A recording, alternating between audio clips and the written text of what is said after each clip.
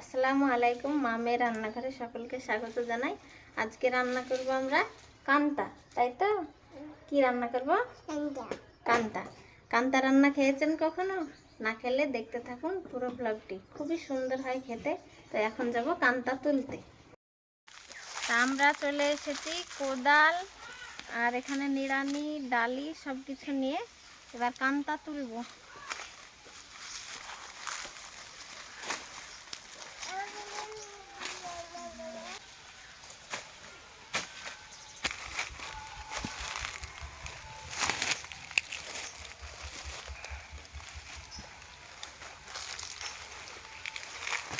এই ধরনের কচু পাওয়া যাবে।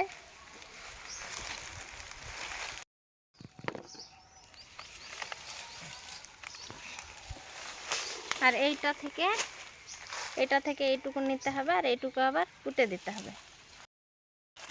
এইগুলো পেয়েছি। সব প্রথমে এবার জল গরম করতে দিয়ে দেব।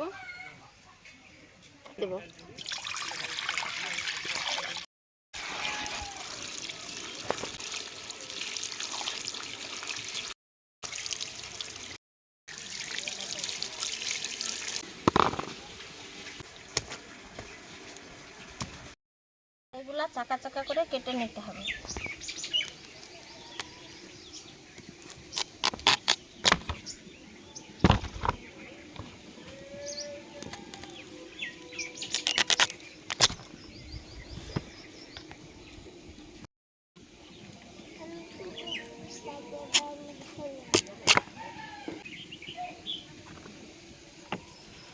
এইগুলো কাটার দরকার নেই, এগুলো সরু সরু।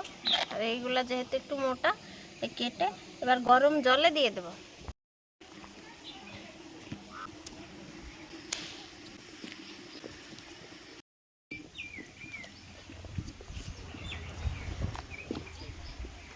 এবার ঢাকনা দিয়ে ঢেকে দেব।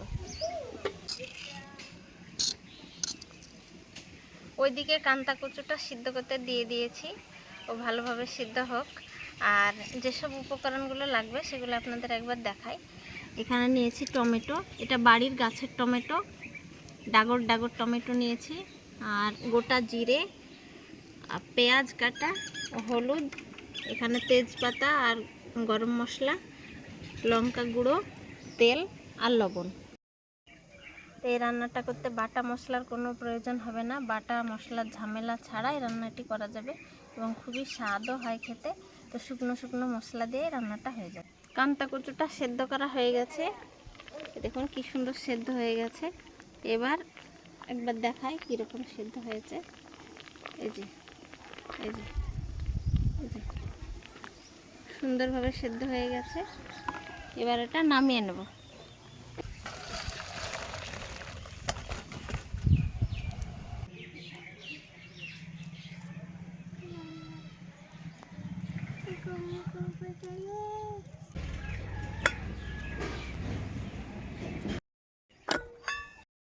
সবগুলো ছাড়িয়ে নিয়েছি, এবার কেটে নিতে হবে।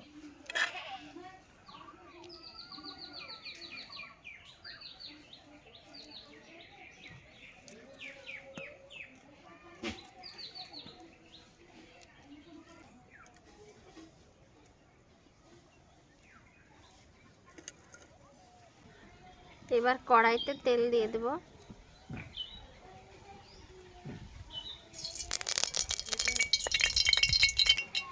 এবার দিয়ে দেব গোটা জিরে,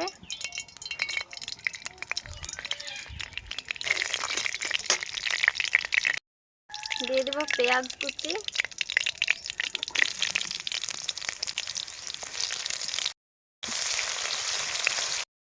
এবার পেঁয়াজটা লাল লাল করে ভাজা হয়ে গেছে। এবার দিয়ে দেব কেটে রাখা টমেটো,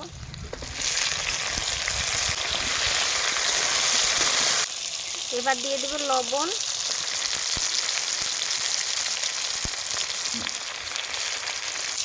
এবার দিয়ে দেব হলুদ, এরপরে দিয়ে দেব লঙ্কা গুঁড়ো,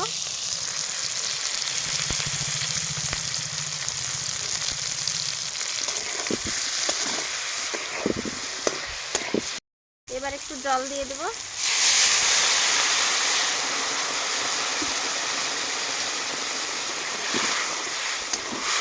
এবার ঢাকনা দিয়ে ঢেকে দেব।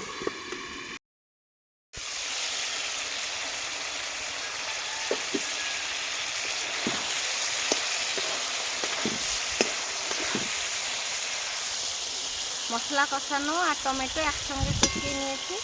এবার দিয়ে দেবো সেদ্ধ করে রাখা কামটা কষি।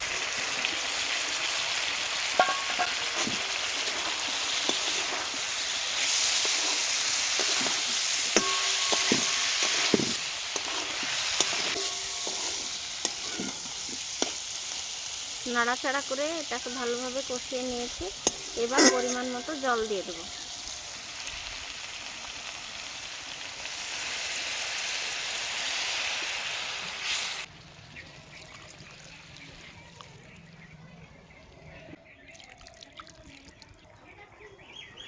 এইবার দিয়ে দেব এখানে তেজপাতা আর গরম মশলা। গরম মশলাটা আমি এভাবে একটু হাত দিয়ে ভেঙে নিয়েছি, এরকমভাবে দিয়ে দিলেই হয়ে যাবে।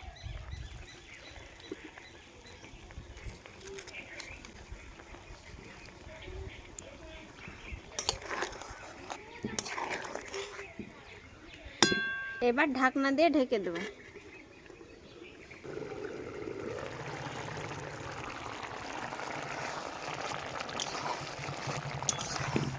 হয়ে গেছে আমাদের রান্না করা। এরকম শক্তকে একটু ঝোল রাখতে হবে।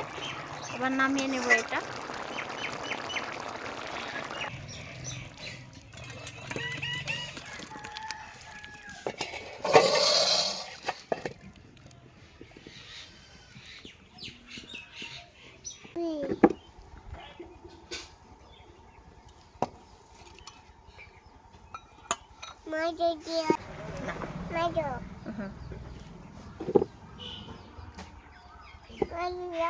আচ্ছা, কেমন হয়েছে?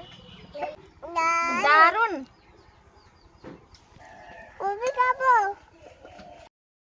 আজকের ভিডিওটি এই পর্যন্ত। দেখা হবে আবার পরের ভিডিওতে। যদি কিছু ভালো লেগে থাকে লাইক করবেন, কমেন্ট করে জানাবেন। আর মামি রান্নাঘর চ্যানেলটি অবশ্যই সাবস্ক্রাইব করে রাখবেন এরকম নতুন নতুন রেসিপি পেতে। তো দেখা হবে পরের ভিডিওতে। সবাই ভালো থাকবেন, সুস্থ থাকবেন আর সাবধানে থাকবেন।